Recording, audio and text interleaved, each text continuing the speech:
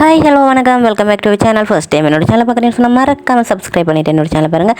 இன்றைக்கு உங்களுக்கு ஒரு அப்டேட்டோட வந்திருக்கிறேன். என்னென்னு சொன்னால் செகண்ட் லவ்ன்னு சொல்லி விஜய் டிவியால் ஹோஸ்டார் என்ற இதில் டெலிகாஸ்ட் ஆகிட்டு இருக்கிற ஒரு நியூஸ் ஷோ தான் செகண்ட் லவ்.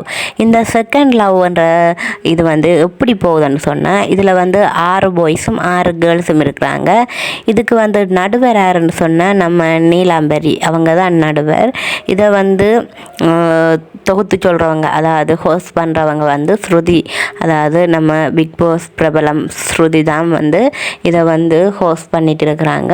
இது எப்படி போகுதுன்னு சொன்னால், இவங்க 2 பேர் பக்கமும் செகண்ட் லவ் என்ற மாதிரி எப்படின்னு சொன்னால் இதில் அவங்க முதல் வெட்டிங் பண்ணி டிவோர்ஸ் ஆனவங்களாகவும் இருக்கிறாங்க. அடுத்தது இதில் அவங்க லவ் பண்ணி அவங்களுக்கு பிரேக்கப் ஆகி அதுக்கு பிறகு இன்னொரு சான்ஸ் என்று சொல்லி இருக்கிற ஒரு இது மாதிரி அவங்களுக்கு ஒரு செகண்ட் வாய்ப்பு கொடுத்து பார்த்தா இப்படி என்ற மாதிரி ஒரு செகண்ட் லவ் என்ற ஒரு தலைப்போடு ஆரம்பிச்சிருக்கிறாங்க.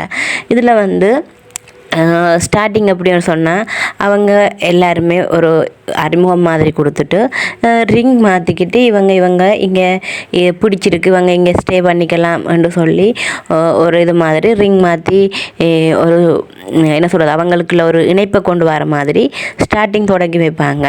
அதுக்கு பிறகு ஒரு வீட்டில் தான் அவங்க 2 பேரும், அதாவது பாய்ஸும் கேர்ள்ஸும் தங்கி இருக்கணும். அவங்க என்ன சொல்கிறது, இந்த நிகழ்ச்சியை நடக்கும்போது அவங்க அவங்களுக்கு இடையில் ஒரு டாஸ்க் வைப்பாங்க. அவங்களுக்கு இடையில் ஒரு போட்டி மாதிரி வச்சு டேட் பண்ணுறது, அதாவது நீங்கள் யார் வெல்றீங்களோ 2 பக்கத்துலேயும் யார் வெல்றீங்களோ அவங்களுக்கு பிடிச்சவங்களோட டேட் பண்ணிக்கலாம்ன்ற மாதிரி கொடுத்துருக்குறாங்க. இதில் ஸ்டார்டிங் அவங்க ஒவ்வொருத்தங்களையும் டேட் பண்ணுறாங்க. உங்களுக்கு அவங்களோட கேரக்டர் எப்படி பிடிச்சிருக்குது பிடிக்கல இந்த மாதிரிலாம் கேட்டு தெரிஞ்சுக்கிறாங்க. அதுக்கு பிறகு என்னென்னு சொன்னால், அவங்களுக்குள்ள சண்டையும் பெறுது. அப்படின்னு சொன்னால் ஒவ்வொருத்தங்க ஒவ்வொருத்தங்களோட இப்போ ஒரு பாய்க்கு ஏ என்ற பாய்க்கு பி என்ற கேர்ளை பிடிச்சிருக்கும், ஆனால் ஏ என்ற பாயை சி என்ற கேர்ளுக்கும் பிடிச்சிருக்கும் என்ற மாதிரி மாறி இந்த 6 கேர்ள்ஸும் 6 பாய்ஸும் தான் இருக்கிறாங்க. மாறி அதுக்குள்ளேயே ஒரு குழப்ப நிலையை கொண்டு வர மாதிரி எல்லாம் இந்த ஷோவை கொண்டு போகிறாங்க. ஆனால் இது என்னென்னு சொன்னால், இதுக்கு முதல் கலர்ஸ் டிவியில் போல் கலர்ஸ் டிவியில் எங்கள் வீட்டு மாப்பிள்ளை என்று சொல்லி ஆர்யாவை வச்சு ஒரு சீன் பண்ணியிருப்பாங்க. அது என்ன சொல்கிறது, மறக்கவே இல்லாத ஒரு சம்பவம்னு தான் சொல்லலாம். அதில் ஒரே ஒரு பாய் தான் 20 கேர்ள்ஸாக இருக்கணும்னு நினைக்கிறேன்.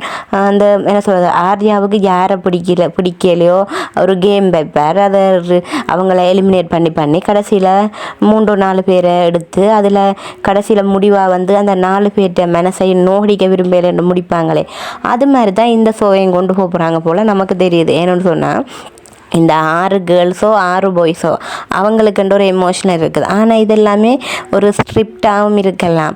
என்ன சொன்னால், சில நேரம் பார்த்தா அவங்களோட நடவடிக்கையில் பார்க்க இது ஒரு ஸ்கிரிப்டானு தான் நிறைய பேர் கதைக்கிறாங்க. இதில் அவங்க ஒவ்வொருத்தரும் தங்கள் தனிப்பட்ட வாழ்க்கையை பற்றி கதைச்சிருக்கிறாங்க. அவங்க கேர்ள்ஸ்லேயோ பாய்ஸ்லேயும் அவங்க ஒரு சிங்கிள் பேரண்டாக இருக்கிறாங்கன்னு சொல்லியிருக்கிறாங்க. அடுத்தது மோனிஷா அவங்க அரண்மனை கிளியா ஏதோ ஒரு சீரியல் விஜய் டிவியில் தான் ஒரு சீரியலில் ஆக்ட் பண்ணியிருப்பாங்க.